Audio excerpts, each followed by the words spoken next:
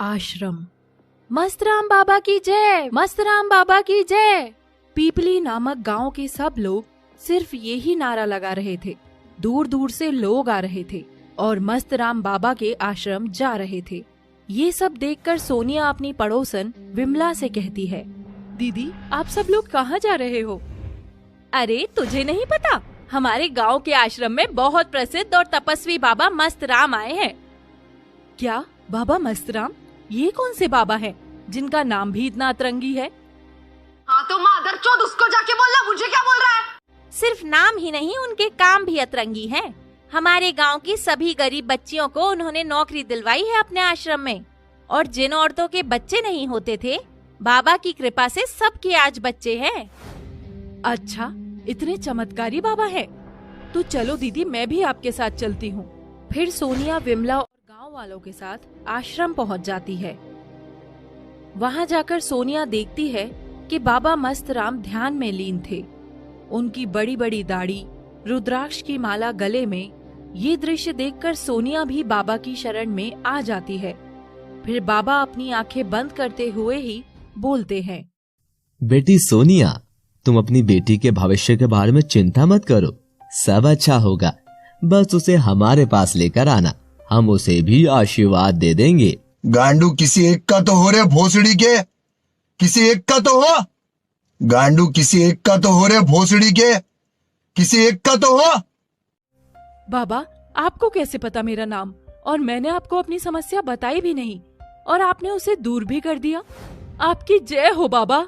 फिर सोनिया विमला के साथ घर चलने लगती है और रास्ते में उनसे बोलती है, दीदी आपका बहुत बहुत शुक्रिया, आपने मुझे बाबा से मिलवाया। वो सच में बहुत तपस्वी हैं, बिना कुछ बोले ही मन की बात जान लेते हैं। हाँ, मेरे बाबा सबके सुख दर्द दूर करते हैं, तभी तो दूर दूर से लोग आते हैं। स्नेहा को बाबा के बारे में बताती है, उनसे मिलने को भी बोलती है, पर स्नेहा को इन सब चीजों में इतना विश्वास नहीं था। फिर भी वो अपनी माँ के कहने पर वहाँ चली जाती है। दोनों आश्रम में पहुँच जाते हैं और बाबा स्नेहा को आशीर्वाद देने के बहाने उसकी कमर पर गलत तरीके से हाथ लगाते हैं। स्नेहा को ये बिल्कुल पसंद नहीं आता और वो वहाँ से गुस्से में चली जाती है। घर पहुँचकर इससे पहले स्नेहा कुछ बताती, उसकी माँ उसे बहुत डांटती है। ये क्या तरीका था स्नेहा, तुम ऐसे वहाँ से क्यों आ गई? बाबा क्या सोचेंगे हमारे बारे में? उनका इतना अपमान मैं बर्दाश्त नहीं करूँगी। तुझे कल ही उनसे माफी मांगनी होगी। पर माँ, पर वर्क कुछ नहीं, चलना है मतलब चलना है, समझी? अगले दिन फिर से सोनिया अपनी बेटी को लेकर बाबा के पास पहुंच जाती है। बाबा इसे माफ कर दो, इससे गलती हो गई, ये अभी नादान है। कोई बात नहीं बच्चा, पर हमें लगता है कि तुम्हारी बेटी पर किसी का बुरा साया है। इसे कुछ दिन आश्रम में ही छोड़ दो, हम सब सही कर देंगे, वरना इसकी मृत्यु निश्चित है। जादूगर है क्या? तेरे घर पे जादूगर आया था? नहीं नहीं बाबा, ऐसे मत बोलिए, ये मेरी इकलौती संतान है, इसे बचा लो बाबा, मैं आज ही से आपकी शरण में छोड़ देती हूँ। स्नेहा अपनी माँ को बहुत मना करती है, पर उसकी माँ उसकी एक बात नहीं सुनती। फिर रात को स्नेहा सो रही होती है, तभी उसे एहसास होता है जैसे कोई उसे छू रहा था। स्नेहा तभी उठ जाती है और सामने देखकर चौंक जाती है। वो कोई और नहीं, मस्तराम बाबा थे। अभी मजा आएगा ना भिड़ो ना। तभी स्नेहा गुस्से से बोलती है, बाबा आप इतनी रात में यहाँ, और मुझे ऐसे छूने का क्या मतलब? बाबा स्नेहा को पकड़ लेते हैं और बोलते हैं, बाबा हम दिन में हैं, रात्रि में हम भी इंसान हैं और हमारी भी कुछ इच्छाएं हैं, जरूरतें हैं। छी, तुम खुद को बाबा बोलते हो और इतनी गंदी सोच। मैं अभी यहाँ से जा रही हूँ और सबको तुम्हारी सच्चाई बता दूंगी। कहाँ जाओगी तुम? ये मस्तराम बाबा का आश्रम है। अपना काम करना।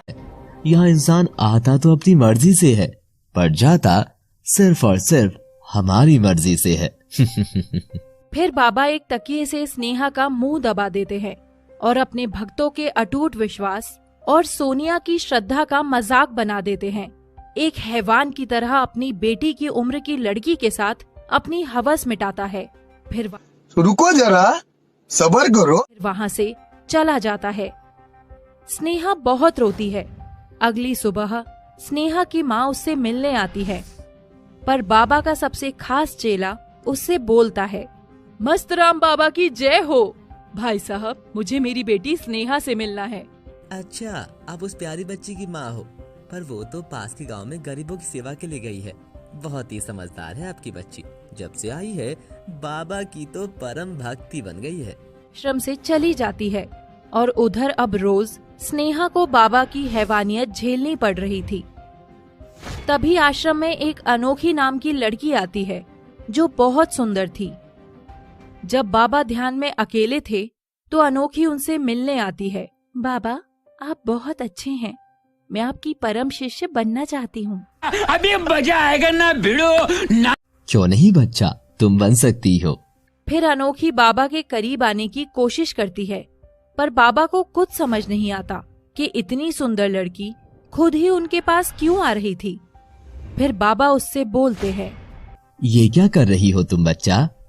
आपको सुख प्राप्त करवा रही हूँ बाबा। इतना सुनकर बाबा खुश हो जाता है, पर तभी वहाँ अन्य भक्त आ जाते हैं। फिर अनोखी धीरे धीरे बाबा की सबसे खास और करीबी शिष्य बन जाती है, जिन पर बाबा आंख बंद करके विश्वास करते थे। एक दिन अनोखी बाबा से कहती है, बाबा, जब हम दोनों अकेले हों तब भी इतनी कड़ी सुरक्षा क्यों? मुझे आपके साथ कुछ खास समय बिताना है, क्या आप ऐसा नहीं चाहते? तभी बाबा अपने खास चेले को बुला लेते हैं और उससे कहते हैं, बेटा रामपाल, आज रात मेरे कक्ष के बाहर सुरक्षा नहीं होगी और तुम भी जाओ यहाँ से। सुबह ही आना, मुझे कुछ समय अकेले बिताना है। पर बाबा, सुरक्षा के बिना आप पूरी रात कैसे रहोगे?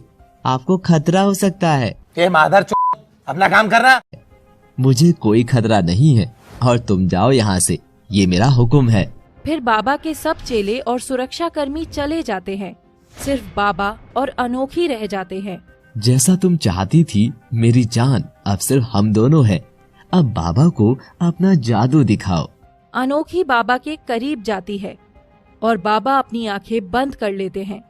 तभी वहाँ स्नेहा एक रस्सी लेकर आती है, जिससे स्नेहा और अनोखी मिलकर बाबा के हाथ पैर बांध देते हैं। स्नेहा, तुम यहाँ?